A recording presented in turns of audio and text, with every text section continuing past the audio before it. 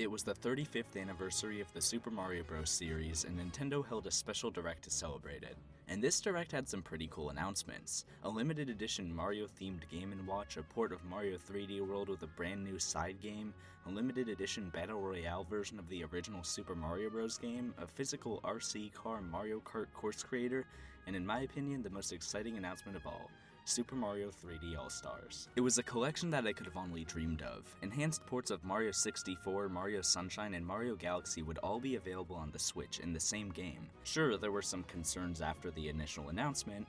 It was a limited release, and you may have also noticed a suspiciously Mario Galaxy 2 shaped hole in the collection, and I'll talk about some of those issues in a bit. But in the moment, it was just like, holy shit. Two of the greatest games of all time, and also Mario Sunshine in one collection? Sign me up. The game launched on September 18th, 2020, and I mean, it was what I expected. Mario 64 was as great as ever, Mario Galaxy was incredible like always, and Mario Sunshine was also included in the collection.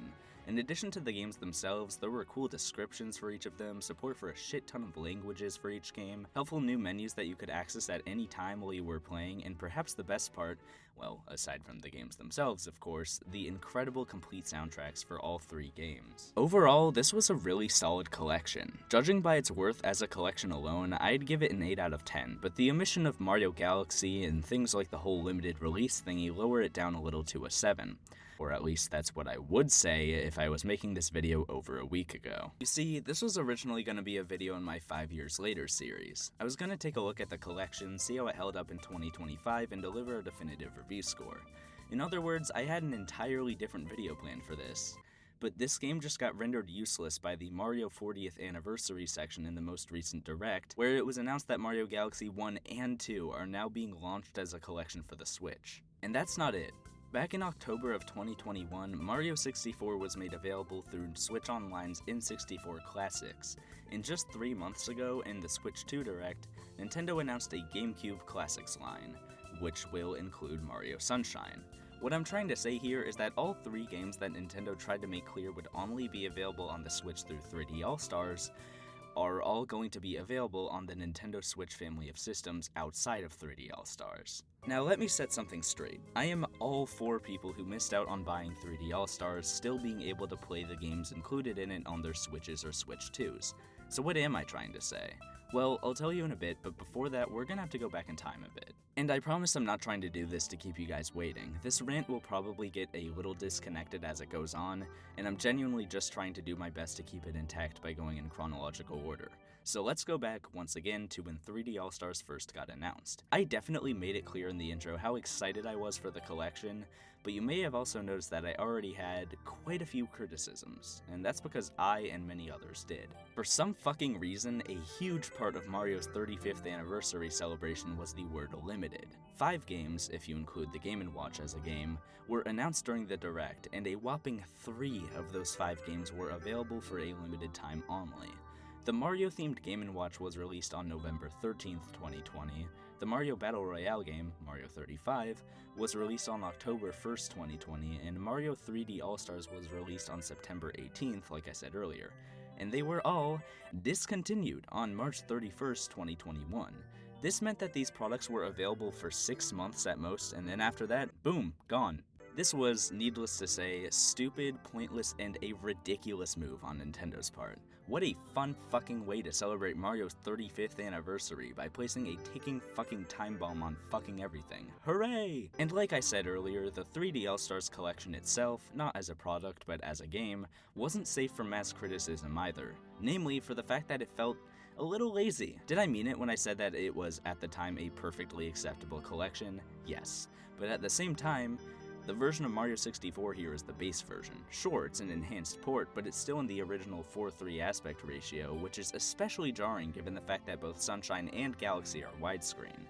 And not only that, it doesn't even include all the cool shit from the DS port. Look, say what you will about Mario 64 DS, but that version let you play as Luigi, Wario, and Yoshi, added a shit ton of mini-games that have unironically cemented themselves into gaming culture, and smacked a shit ton of bonus content in there. Now, playing 64 in this collection feels great still, but it also feels like going the fuck backwards, especially since I grew up playing the DS version. And then, of course, there was the omission of Galaxy 2. Excluding all of the cool shit from the DS port of Mario 64 already hurt a little, but this really stung. In my opinion, Galaxy 2 was the best 3D Mario game before Odyssey dropped, and honestly you could make the argument that it's still better than Odyssey. It took Galaxy, a game that was already a masterpiece, and somehow found countless ways to improve upon it. I said as much in my reaction to the Direct last week.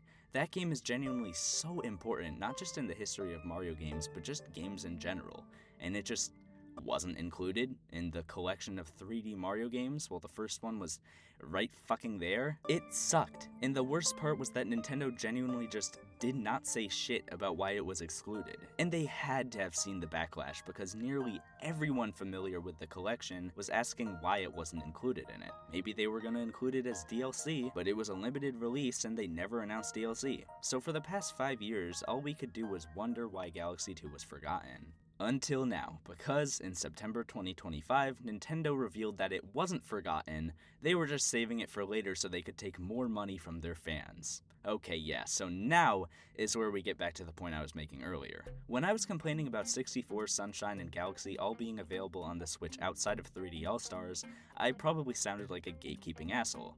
Bizaster, what about the people who missed out on 3D All-Stars when it was available? Are you saying they shouldn't be allowed to play the games in it on the Switch? No! What I'm trying to say is that this collection should have never been a limited release. Okay, I finally said it. It's honestly mind-blowing to me how many of the issues with this collection come from it being a limited time release. If Nintendo had decided to release this game like a normal fucking company, the Switch Online versions of 64 and Sunshine and this new port of Galaxy would have just been alternative ways to play the games. I personally enjoy the idea of 3D All-Stars more. Having all 3 games available on a cartridge is a lot less complicated than paying for an online service and a separate port. But because it was a limited time release, this picture's a fuck of a lot different, and much worse. Nintendo spent the entirety of the window 3D All-Stars was available for urging people to get the game because, ooh, it was the only way to experience 64, Sunshine, and Galaxy on a modern console, ooh. Then the availability window for the game ended, and after waiting for a little while, they sneakily made everything that was available in the collection available again. Sure, you could argue that the 3D All-Stars versions are enhanced ports, but you're yanking my dick and balls if you say that there's a massive graphical difference between regular 64 and enhanced 64. So now, let's talk about the new Mario Galaxy 1+2 collection. On the surface, it seems nice. It's a collection of 2 of the greatest games ever created, it's not a Switch 2 exclusive, and both games will be available separately on the eShop if you don't want the full collection. But it is also $70. 3D All-Stars included 3 games and cost $60. This collection includes 2 games, one of which is already on the Switch, and costs $70. What the fuck? It's also important to keep in mind that, as great as Galaxy 1 and 2 are, they are also Wii games. They have been available for over 15 years. They are fantastic 15-plus-year-old games, but they are still 15-plus-year-old games. Everything I've said essentially boils down to the fact that Nintendo has proven for the 8th gazillionth time this year that they are slowly but surely turning into the shittiest fucking company of all fucking time. I expect this kind of behavior from like EA and 2K and Microsoft, this kind of anti-consumer, ugly, gross bullshit. But here we are in 2025 when Nintendo's stooping to their level for literally no reason. I'm not going to call the games they're putting out now passionless because that's clearly not true. The developers behind games like Donkey Kong Bonanza clearly put so much heart and soul into their works, and it's clear to see with the end results. But the company putting out these games is clearly having a competition to see who can squeeze the most money out of their stupid and gullible fans. And honestly, looking at 3D All-Stars now, it might just be the most 2025 Nintendo move we've seen from pre-2025 Nintendo.